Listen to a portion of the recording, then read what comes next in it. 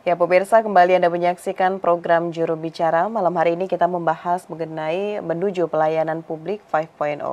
Masih bersama dengan Dirjen IKP Kementerian Kominfo Republik Indonesia, Bapak Usman Kansong. Pak Dirjen tadi sudah menyampaikan banyak sekali ribuan begitu Pak ya aplikasi yang ada di Indonesia ini untuk mempermudah memberikan pelayanan pada masyarakat. Namun pemerintah juga telah melakukan penyederhanaan agar aplikasi ini lebih mudah lagi masyarakat untuk mendapatkan pelayanan di Indonesia tersebut. Lalu Pak Dirjen, dari berbagai hal atau strategi yang dilakukan oleh pemerintah tadi, apalagi nih Pak yang akan dilakukan oleh Kementerian Kominfo untuk menuju pelayanan publik 5.0 ini Pak Dirjen?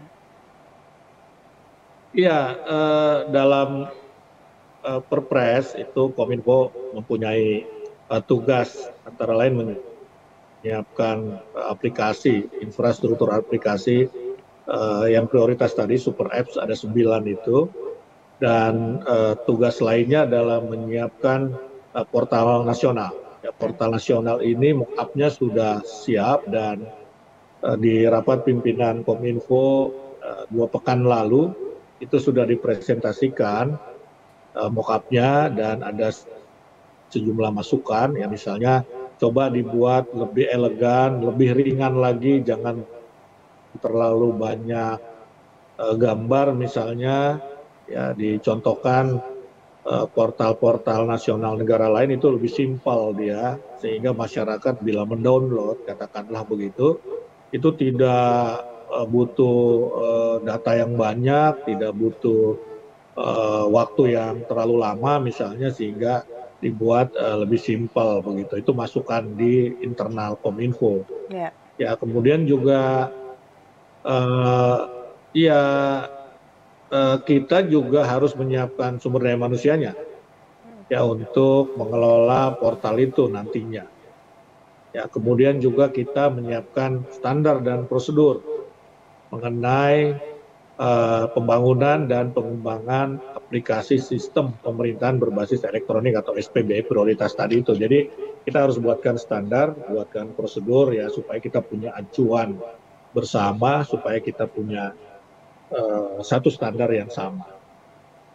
Ya, terkait dengan penyederhanaan aplikasi dan juga peningkatan sumber daya manusia yang nanti akan mengelola hal tersebut, tentu di sini juga kita ingin tahu Pak Ya. Dirjen sejauh ini bagaimana keterlibatan atau progres yang dilakukan oleh Pusat Data Nasional Pak Dirjen. Ya, jadi tugas Kominfo lainnya dalam konteks sistem pemerintahan berbasis elektronik ini adalah menyiapkan PDN, Pusat Data Nasional. Ada 3 lokasi ya. Lokasinya itu ada di Bekasi. Nah, di Bekasi ini sudah on progress. Kita berharap September tahun ini itu sudah siap dipakai. Ya, progresnya sekarang ini mungkin sekitar 30-an%. Ya, jadi kita ngebut kemarin di Rapim, Pak Menteri memerintahkan bahkan kalau bisa jangan September tapi Agustus begitu. Sudah bisa dipakai ya, sudah siap. Nah, sementara yang di Batam ini dalam proses open bidding, dalam proses tender ya dengan beberapa penyedia teknologi. Kalau di IKN tentu ini akan disiapkan berbarengan dengan infrastruktur lainnya.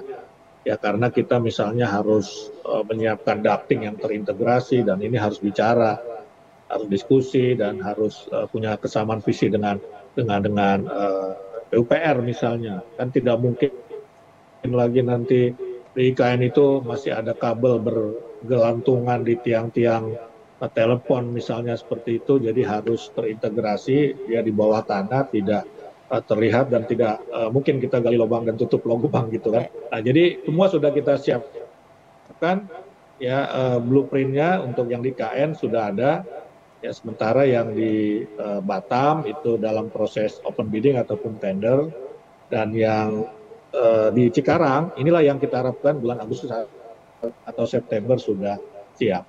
Nah, PDN ini akan berguna untuk menyimpan seluruh data yang dimiliki oleh pemerintah pusat, pemerintah daerah, kementerian, lembaga, ini akan tersimpan, terintegrasi di dalam satu pusat data atau pusat data nasional, sehingga bila kita memerlukan data, kita tinggal memanggilnya saja, kira-kira seperti itu ya. Misalkan nanti kita menggunakan AI, datanya sudah tersedia. Katakanlah kita mau menggunakan ChatGPT ya untuk menyusun satu konsep, ya datanya sudah tersedia. Si ChatGPT ini tinggal ambil aja di big datanya. Big datanya itu ada di mana? Di PDN tadi misalnya seperti itu begitu. Baik, berarti yang harus digarisbawahi dari semua ini adalah percepatan gitu Pak ya, atau gerak cepat pemerintah menuju pelayanan publik 5.0 di Indonesia. Nah, Iya, terakhir Pak Dirjen, kita ingin dengarkan juga bagaimana nih mengenai pembahasan kita pada iya, malam hari ini Pak Dirjen. iya, iya. Kesimpulannya Pak Dirjen. Jadi begini ya. Ya, jadi ini terakhir ya Hmm. diskusi kita hari ini ya. Goptek ini sebuah keniscayaan seperti Anda sampaikan, Mona. Ya, jadi kita tidak bisa hindari. Ya, kita malah harus mempercepatnya.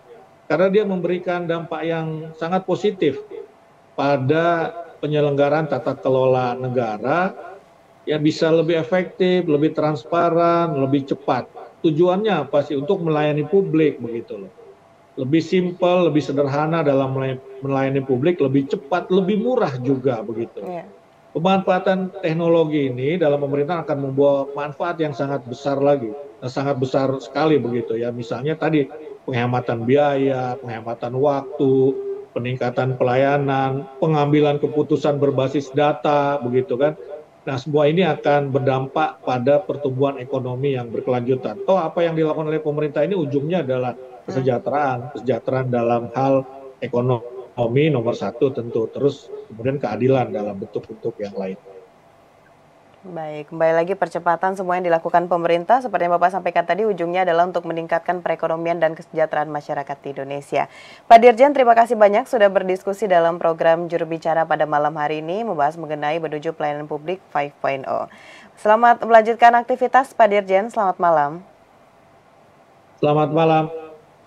Baik pemirsa, itulah dialog kita dalam program Juru Bicara bersama dengan Dirjen IKP Kementerian Kominfo Republik Indonesia. Terima kasih atas partisipasi Anda, selamat malam dan sampai jumpa.